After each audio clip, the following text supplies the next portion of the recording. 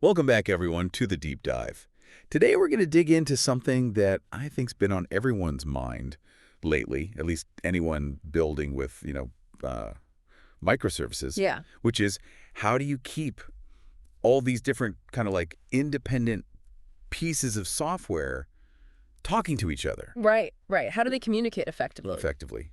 Yeah, it's like, Yeah. if you've got all these different departments in a company Right. and they're like siloed, Exactly. they're not talking, nothing's going to get done. Yeah, and thankfully there's more elegant ways to go about it than just They're just like emailing each other constantly back and forth, Yeah, exactly. which is what it feels like sometimes, I feel- So I've been diving into, Chris Richardson's work Okay. on microservices.io, which is fantastic, by the way. Yeah.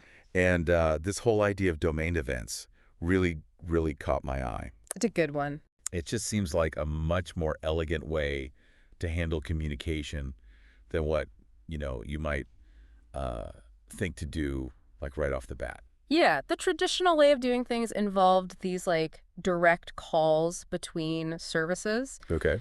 which, it can get really messy really fast. Yeah. Because if, It's like one service needs something from another service, so it just like calls it up on the telephone. Exactly. Like imagine, one service needs information from another. Yeah. It makes a direct call. Right. But what if that service is busy or even worse, down, Oh. right? Then the whole system, Just crashes. it can grind to a halt. Yeah. Yeah, that makes sense. Yeah. So that's kind of like, a single point of failure, Right. right? So if one part of the system goes down, it can take everything down with it. Yeah, yeah. So it's So, like that's not a good place to be. it's like a Jenga tower. Exactly. You pull out the wrong block, the whole thing collapses. Exactly. And so domain events offer a different approach. Okay. So instead of these direct kind of fragile calls, imagine each service broadcasting like key changes as these events. Okay. And then other services can choose to like listen for these events and react accordingly. Got it. But without that direct synchronous communication. Okay. Does that make sense? So it's less about directly, like I said, picking up the phone being, hey, I need the... It's more like, I don't know, like putting up a sign that's like, Exactly. hey, this thing changed. Exactly. Yeah, it's like sending out a company-wide update Yeah. instead of having to like make individual phone calls. Right. And everyone who cares can see it. Precisely. Okay. And so, for a concrete example. Yeah. Let's get concrete. Let's say you have an online store, right? Okay. When an order is placed, that's a significant event. Right. Right. Instead of the order service having to directly notify like the payment service, the inventory service, the shipping service, one by one. It just announces, hey, new order was placed. Love it. Right. Yeah. And then any relevant service can act on that information independently. Okay, I'm starting to see how this is a lot more elegant. Right. It's like it's less about... It's a lot less chatty. Yeah. It's less chatty. It's more like everyone's on the same page. Exactly. Yeah. So it's about creating this reactive system Okay. where services are loosely coupled, Okay. but still informed about what matters. Got it. Right. No more bottlenecks because one service is waiting for another to finish up its work. So we're not just avoiding like a kitchen nightmare. We're like designing a system that can handle like a global feast. Exactly. And because you're designing your system around these meaningful business events, right? Oh. Like an order placed or payment processed, That makes sense. it becomes much easier to understand, maintain, and evolve over time. Okay. Right. So this is where kind of domain-driven design or DDD comes into play. Right. So domain events are like a key part of that philosophy. Got it. Making sure that your software reflects the real world it's representing. So it's not just about like the technical communication. It's about really speaking the language of the business, Exactly. which makes a lot of sense. Exactly. I'm assuming this has a bunch of advantages, right? Oh, yeah. There's tons of advantage. Like, what would you say if you had to pick one? What's like the best thing about this whole domain event thing? That's tough. I think for me, it has to be this loose coupling we keep talking about. Okay. Right? By removing those direct dependencies between services, you gain this incredible flexibility. Okay. Right? So services can be updated or even replaced without disrupting the entire system. Oh, wow. Right. It's like swapping out a part of your engine while it's still running. Wow. Right. As long as the new part understands the same signals, you're good to go. That's a powerful analogy. Yeah. So no more like bringing down the entire system for maintenance or updates or anything like that. Exactly. You don't have to bring the whole thing down. Amazing. Just to swap out one little piece. Love it. What else? What else stands out to you? Oh yeah, there's tons more. Yeah. Loose coupling is huge for sure. Yeah. But I'm also a big fan of how domain events enable asynchronous communication. Okay. Yeah, tell me more about that. Yeah, so with direct calls, like we were talking about, everything has to happen sequentially, right? Right, one after the other. Yeah, exactly, which can really slow things down. Okay. But with domain events, services can react to changes in parallel, Got it. making your system much more responsive. So it's not just about preventing that one thing from crashing. It's about being able to handle more stuff, more traffic, more users. Precisely. It's about building a system that can handle growth. Right. And complexity without, breaking a sweat, And so think about, how crucial that is as your online store handles, more and more orders. Right, especially during the holidays. Yeah. Or Black Friday, Cyber Monday. Exactly. Like those peak seasons, right? Right. You need a system that can just handle it. Yeah, so you're not limited by, the slowest part of the system, like we were talking about with that Jenga tower. Exactly. Each service can scale independently to meet demand. This is blowing my mind.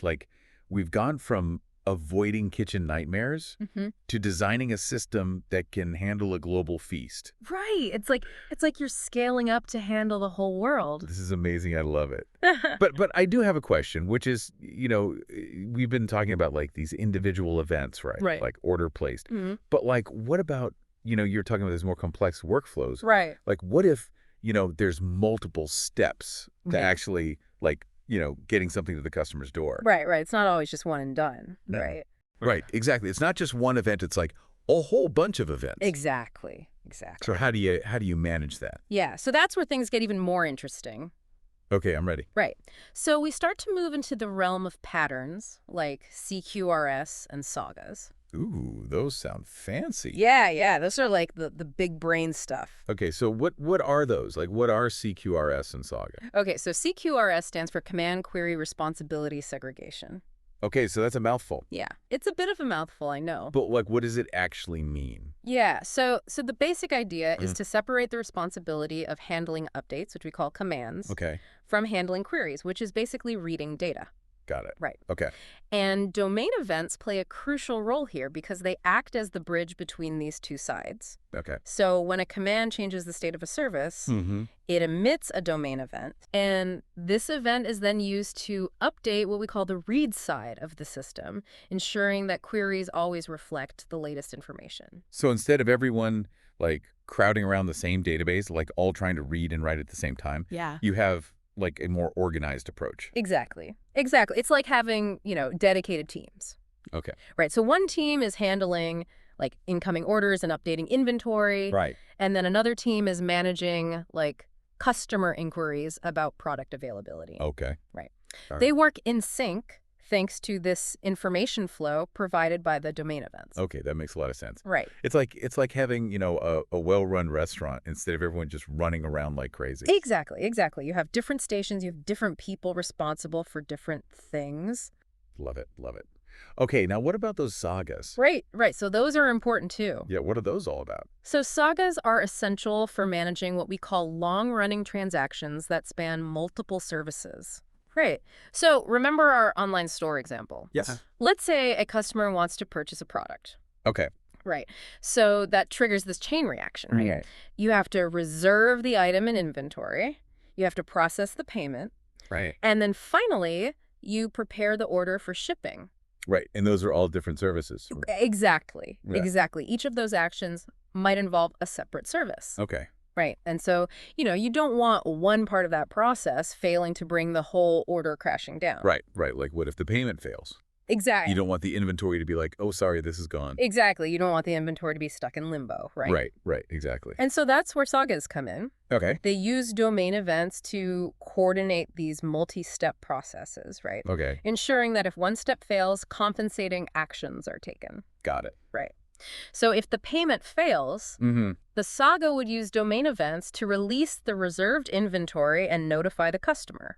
Oh, wow, that's like next level coordination. That's amazing. Right. It's like having, It's like air traffic control for microservices. exactly. It's like air traffic control for your system, making sure that everything is flowing smoothly. I love it. Right. Okay, so domain events are like the backbone of these sophisticated patterns. Exactly. They're the glue that holds it all together. Right. They're the nervous system that allows the system to communicate and react effectively. It's like we've gone from just putting out fires to actually designing a city that can withstand anything, like earthquakes and floods and all that. Exactly.